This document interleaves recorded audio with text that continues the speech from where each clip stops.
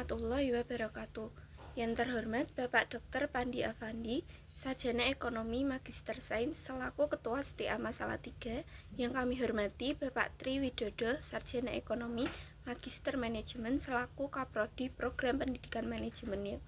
Yang saya hormati Bapak Amin Nur Baidi, Magister Pendidikan, dosen mata kuliah Pendidikan Agama Islam, dan semua teman-teman yang saya banggakan.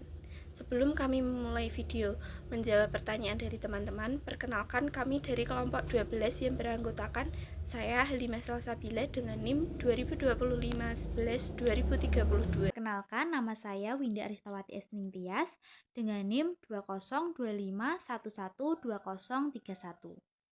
Perkenalkan, saya Denita Fitriani dengan NIM 2025-11-2015. Puji syukur marilah kita panjatkan kehadirat Allah Subhanahu wa Ta'ala, karena atas rahmat dan karunia-Nya kita masih diberikan kesehatan dan kenikmatan sehingga kelompok kami dapat menyampaikan dan menjawab pertanyaan dari teman-teman sekalian. Sholawat serta salam tak lupa kita haturkan kepada junjungan kita Nabi Muhammad SAW beserta keluarga, sahabat, dan umatnya. Jadi ada beberapa pertanyaan dari teman-teman tentang materi yang kami bahas dari video sebelumnya. Untuk itu langsung aja kita jawab dan bahas satu persatu ya. Terima kasih kepada Mbak Foni Selawati dari kelompok 1 yang telah memberikan pertanyaan kepada kelompok kami. Di sini saya Windy Aristawati Estining Tias izin menjawab pertanyaan tersebut. Yaitu pertanyaannya adalah, sebenarnya siapa Imam Al-Ghazali itu? Nah, izin menjawab ya. Jadi, Imam Al-Ghazali adalah salah satu ulama dan pemikir Islam terkemuka yang memiliki kontribusi besar dalam berbagai bidang ilmu, seperti ilmu fikih, filsafat, akhlak, dan tasawuf. Beliau dikenal dengan julukan Hujjatul Islam karena keluasan ilmu dan pemikirannya dalam membela ajaran Islam. Pada masanya, Imam Al-Ghazali menguasai hampir seluruh ilmu syar'i seperti fikih, usul fikih, ilmu kalam, logika, filsafat, serta tasawuf. Nah, meskipun beliau mengakui tidak mendalami ilmu hadis secara khusus, keunggulan beliau terletak pada kemampuannya menggabungkan ilmu rasional dengan ilmu spiritual. Sehingga ilmunya tidak hanya bersifat teoritis, tetapi juga membentuk akhlak. Imam Al-Ghazali memiliki nama lengkap Abdul Hamid Muhammad bin Muhammad Al-Ghazali At-Tusi. Beliau lahir di Tus, Khorasan, yang sekarang ini disebut dengan Iran, dan menimba ilmu dari para ulama besar, salah satunya yaitu Imam Al-Juwaini. Selanjutnya yaitu pertanyaan dari Mas Irsya kelompok 8. Pertanyaannya yaitu, bagaimana cara mengatasi degradasi moral di era modern? Baik, izin menjawab. Jadi, degradasi moral di era modern ini bisa terjadi karena pengaruh teknologi dan gaya hidup yang semakin bebas. Makanya, salah satu cara paling penting untuk mengatasinya adalah dengan menanamkan pendidikan akhlak sejak dini, baik dari lingkungan keluarga, lingkungan sekolah, maupun lingkungan masyarakat. Pendidikan akhlak ini harus dimulai dari lingkungan keluarga sebagai tempat pertama anak belajar nilai-nilai moral. Selanjutnya, di sekolah berperan dalam memperkuat pembentukan karakter melalui pendidikan dan keteladanan guru. Selain itu, masyarakat juga memiliki tanggung jawab untuk menciptakan lingkungan yang mendukung perilaku positif. Selain itu, kita juga perlu mengendalikan diri. Di zaman sekarang, banyak hal yang bisa membuat orang terlena dengan hawa nafsu dan gaya hidup yang terlalu mengejar materi. Kalau kita bisa mengontrol diri dan menjaga hati, kita tidak akan mudah terbawa arus di era digital ini. Teknologi tidak bisa dihindari, tetapi harus digunakan secara bijak. Teknologi seharusnya dimanfaatkan sebagai sarana pendidikan dan pembentukan karakter, bukan hanya untuk hiburan semata. Selanjutnya, pertanyaan dari Mas Brili dari kelompok 8. Pertanyaannya yaitu, mengapa pemikiran tasawuf Imam Al-Ghazali masih relevan di era modern? Jadi teman-teman, pemikiran tasawuf Imam Al-Ghazali masih sangat relevan di era modern karena bisa menjadi penyeimbang hidup manusia di tengah kemajuan teknologi dan gaya hidup materialistis. Yang pertama, Al-Ghazali mengajarkan pensucian jiwa dan pengendalian hawa nafsu. Di zaman sekarang, banyak orang terjebak pada gaya hidup konsumtif dan ketergantungan pada teknologi. Ajaran ini membantu manusia agar tetap mampu mengontrol diri dan tidak diperbudak oleh dunia. Yang kedua yaitu konsep zuhud menurut Al-Ghazali bukan berarti meninggalkan dunia tetapi hidup sederhana dan tidak berlebihan. Nilai ini penting untuk menghadapi sikap serakah, egois, dan perilaku yang menyimpang yang sering muncul di era modern. Yang ketiga yaitu Al-Ghazali menekankan pentingnya pendidikan akhlak sejak dini. Di tengah derasnya arus digital, pembinaan karakter sangat dibutuhkan agar teknologi digunakan secara bijak. Intinya, tasawuf Al-Ghazali mengajarkan bahwa iman harus terlihat dalam akhlak dan perilaku sehari-hari. Yang pertama ada pertanyaan dari Mbak Foni dengan NIM 2025-11-2027, yaitu bagaimana cara menerapkan ilmu zahir dan ilmu batin? Ada 3 penerapan ilmu zahir dan ilmu batin. Yang pertama, penerapan ilmu zahir atau syariat eksplisit dilakukan dengan menaati aturan hukum, menjalankan ibadah secara fisik sesuai rukunnya, serta menguasai ilmu pengetahuan duniawi seperti sains atau profesi secara profesional. Yang kedua, penerapan ilmu batin atau hakikat inklusif dilakukan dengan menata niat hanya karena Tuhan, membersihkan hati, menyikat penyakit serta iri dan sombong, serta mengedepankan keikhlasan dalam setiap tindakan zahir. Yang ketiga, sinergi. Sebagai contoh saat bekerja zahir, seseorang melakukan dengan tekun dan sesuai prosedur, sementara secara batin ia tetap merasa diawasi oleh Tuhan dan tidak merasa lebih tinggi dari orang lain. Yang kedua ada pertanyaan dari Destia Febiana Putri dengan NIM 2025-11-2039, yaitu apa hubungan antara kesabaran dan pembinaan akhlak? Hubungan antara kesabaran dan pembinaan akhlak. Kesabaran adalah fondasi utama atau mesin dalam pembentukan akhlak mulia. Hubungannya dapat dijelaskan sebagai berikut. 1. Pengendali diri. Akhlak yang baik seperti pemaaf atau jujur hanya bisa terwujud jika seseorang memiliki sabar untuk menahan emosi negatif dan nafsu sesaat. Yang kedua, konsistensi atau istiqomah. Membina akhlak membutuhkan waktu lama. Kesabaran diperlukan agar seseorang tetap teguh berperilaku baik meskipun lingkungan tidak mendukung atau saat menghadapi ujian hidup. Yang ketiga, transformasi sikap. Tanpa kesabaran, seseorang cenderung bereaksi kasar. Dengan kesabaran, seseorang mampu memproses masalah dengan tenang sehingga melahirkan tindakan yang beradab atau akhlakul karimah.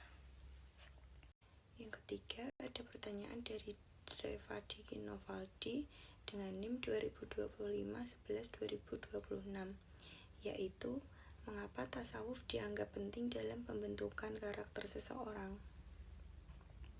Mengapa sih tasawuf penting dalam pembentukan karakter?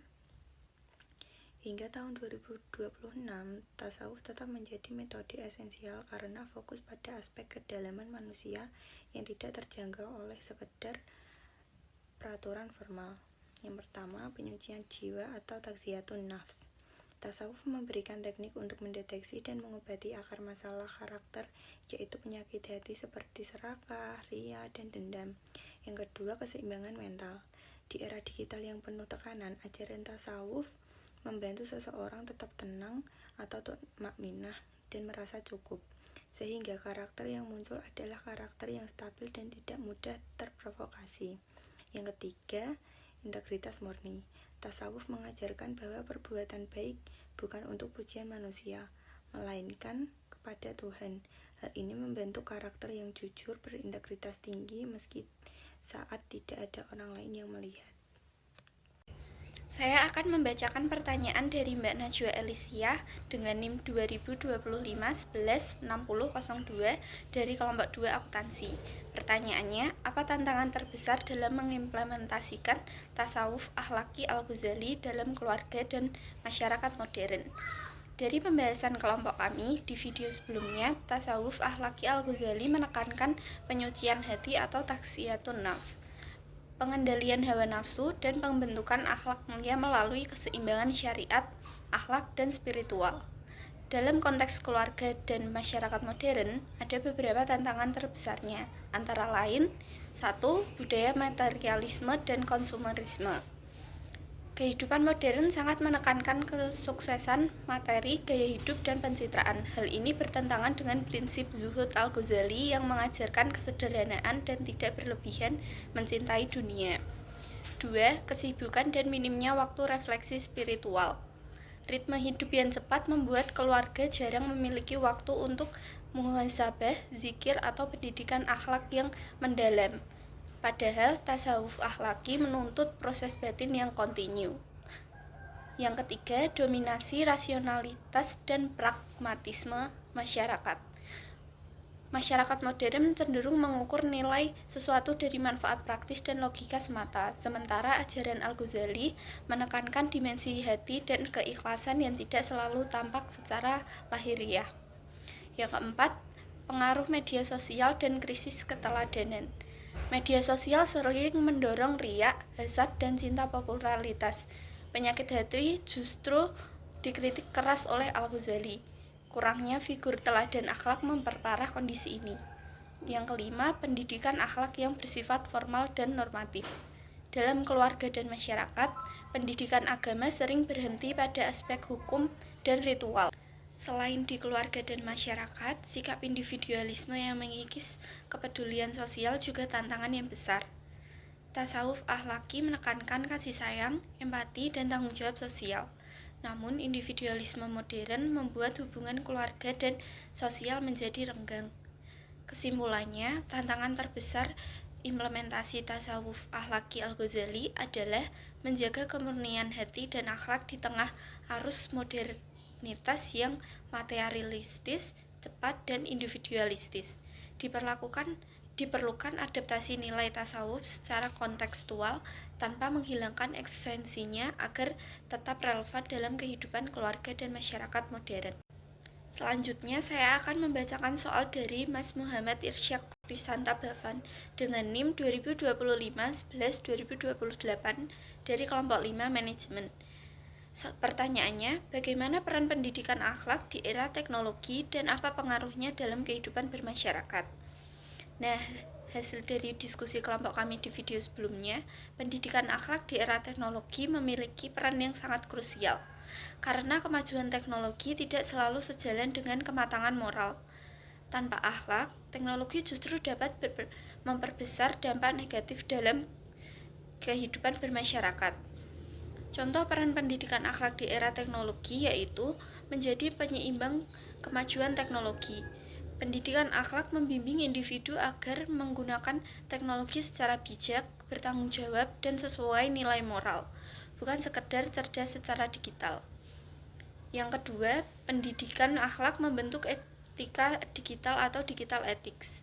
Akhlak mengajarkan adab bermedia yang mengedepankan kejujuran, sopan santun, tanggung jawab, dan empati dalam berkomunikasi di media sosial maupun ruang digital lainnya. Ketiga, pendidikan akhlak juga mencegah degradasi moral. Pendidikan akhlak berperan menekan perilaku negatif seperti hoaks, perundungan siber, ujaran kebencian, pornografi, dan penyalahgunaan teknologi, serta menguatkan kontrol diri atau self-control yang dimana di tengah akses informasi tanpa batas, akhlak menjadi benteng agar individu mampu mengendalikan hawa nafsu dan tidak larut dalam kecanduan digital. Dan yang terakhir, pendidikan akhlak menumbuhkan karakter berlandaskan nilai kemanusiaan. Teknologi cenderung mendorong interaksi instan dan dangkal. Pendidikan akhlak menanamkan nilai empati, kepedulian, dan tanggung jawab sosial. Pengaruh pendidikan akhlak dalam kehidupan bermasyarakat menciptakan masyarakat yang beradab dan berharmonis. Akhlak yang baik melahirkan sikap saling menghormati, toleransi, dan kerjasama, baik di dunia nyata maupun di dunia digital. Kesimpulannya, pendidikan akhlak di era teknologi berfungsi sebagai kompas moral yang mengarahkan pemanfaatan teknologi agar tetap berorientasi pada nilai kemanusiaan dan ketuhanan. Dampaknya sangat besar dalam membentuk masyarakat yang tidak hanya maju secara teknologi, tetapi juga matang secara moral dan sosial. Dan yang terakhir, saya akan menjawab pertanyaan dari Mbak Rosiana Rahmawati dengan NIM 2025-11-2026 dari kelompok 11 manajemen. Pertanyaannya, mengapa tasawuf dianggap penting dalam membentuk karakter spiritual seseorang di zaman sekarang? Tasawuf dianggap penting dalam membentuk karakter spiritual seseorang di zaman sekarang karena ia menjawab kekosongan batin yang sering muncul di tengah kemajuan modernitas. Di era yang serba cepat, rasional, dan materialistis, tasawuf berperan sebagai penyeimbang kehidupan lahir dan batin. Alasannya yaitu 1. Mengatasi krisis spiritual dan kegelisahan batin. Banyak orang mengalami stres, kecemasan, dan kehilangan makna hidup meskipun secara materi tercukupi. Tasawuf mengajarkan pendekatan hati kepada Allah, ketenangan jiwa atau tumakninah, dan makna hidup yang lebih dalam. Yang kedua, membersihkan hati dari penyakit moral. Tasawuf fokus pada taksiyatun nafs, seperti membersihkan diri dari sifat sombong, iri, ria, dan cinta dunia berlebihan atau penyakit yang semakin subur di era kompetisi dan media sosial. Yang ketiga, membentuk karakter akhlak yang autentik. Tasawuf tidak hanya mengajarkan kebaikan secara formal, tetapi menanamkan keikhlasan, kesabaran, dan rendah hati, serta kasih sayang yang lahir dari kesadaran spiritual, bukan keterpaksaan sosial. Yang keempat, menyeimbangkan rasionalitas dan spiritualitas. Zaman sekarang sangat menekankan logika dan sains. Tasawuf melengkapi dengan kesadaran batin dan rasa atau zauq, sehingga manusia tidak terjebak pada kekeringan spiritual. Yang kelima, menumbuhkan kesadaran diri dan tanggung jawab moral melalui muhasabah dan muraqabah. Tasawuf membentuk pribadi yang sadar akan kehadiran Tuhan, sehingga lebih bertanggung jawab dalam bersikap, baik secara personal maupun sosial. Yang keenam, relevan untuk kehidupan sosial modern. Tasawuf tidak identik dengan menjauh dari dunia.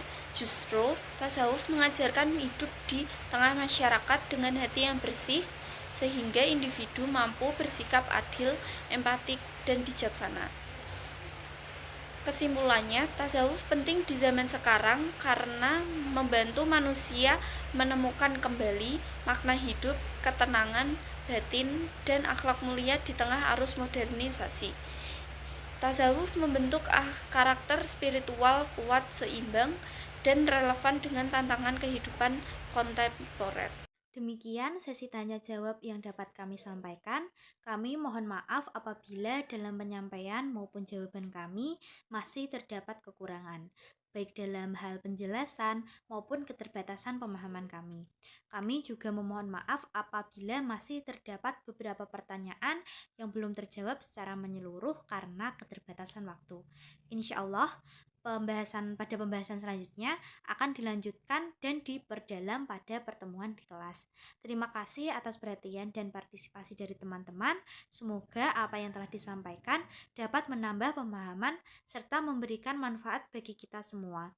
Wassalamualaikum warahmatullahi wabarakatuh.